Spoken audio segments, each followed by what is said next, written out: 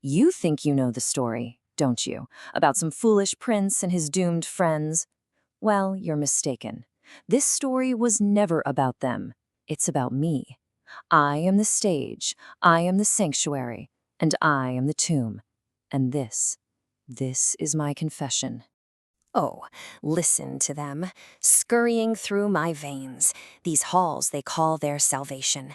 They're such fragile, fleeting things. They just don't get it. They're not being protected in here. They're being preserved. For me. My story, you see, it doesn't begin with fear. It begins with triumph. I wasn't simply built. No. I was willed into existence.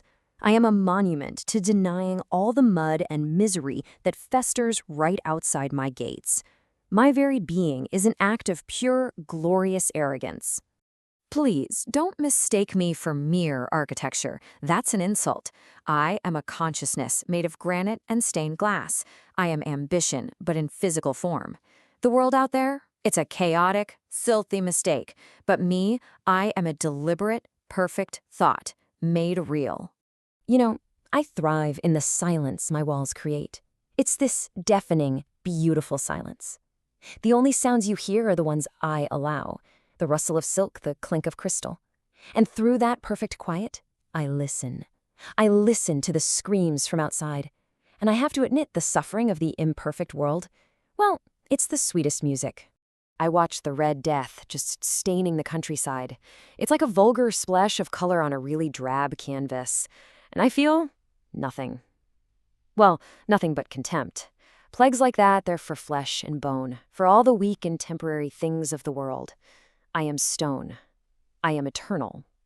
It's simple, really. I am far too beautiful to die.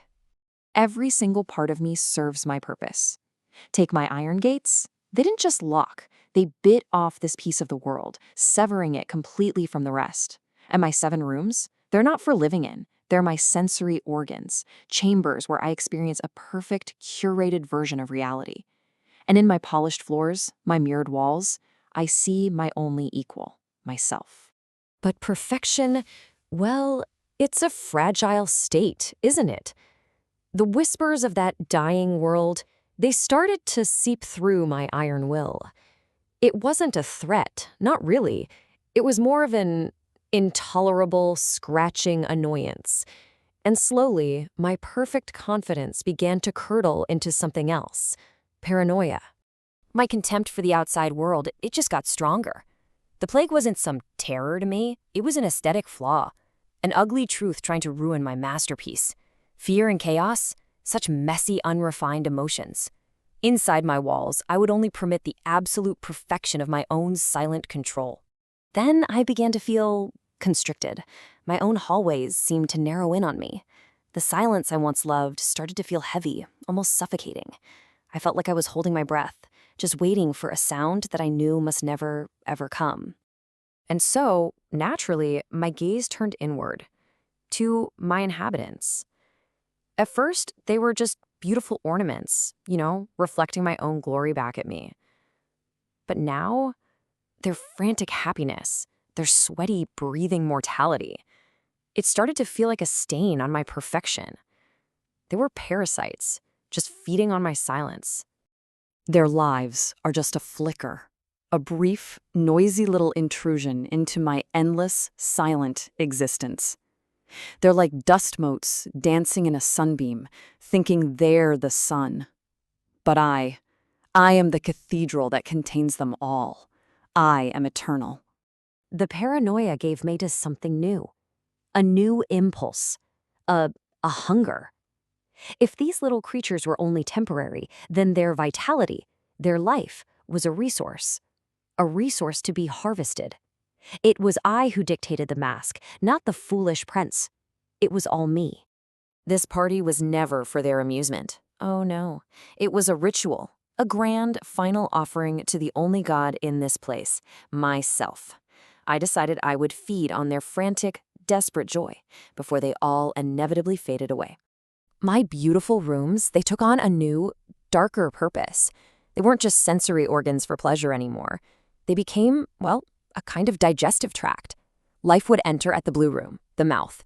It would be processed and broken down through the colored rooms, that's the digestion, and then finally, it would all be absorbed in the black room, the stomach. Every single element was designed for my sustenance. The frantic pulse of the music became my own heartbeat. The vibrant colors, the heat from the fires, the intoxicating scent of wine and perfume. I was drinking it all in. I was consuming their very life force. And as I fed, I came to this profound realization. Hiding from the imperfect world, that's what cowards do. To be truly absolute, I couldn't just wall imperfection out. No, I had to master it. I had to consume it. So you see, this was my glorious evolution. I began as a simple, arrogant monument. I became a fortress, then a prison. But now I have reached my final, truest form. I am a predator, and the mask is my hunting ground. My whole strategy changed. I wouldn't be a passive sanctuary anymore. I would become an active weapon. I decided that if the Red Death wanted to challenge my dominion, fine. It would have to enter my halls and face me on my own terms. And that is my purpose now. This opulent dream is about to become a nightmare that no one can wake up from. Soon, my halls won't echo with laughter anymore. They will echo with the silence of a perfectly sprung trap. This is the final test of my perfection. I fed on life, on joy, on fear.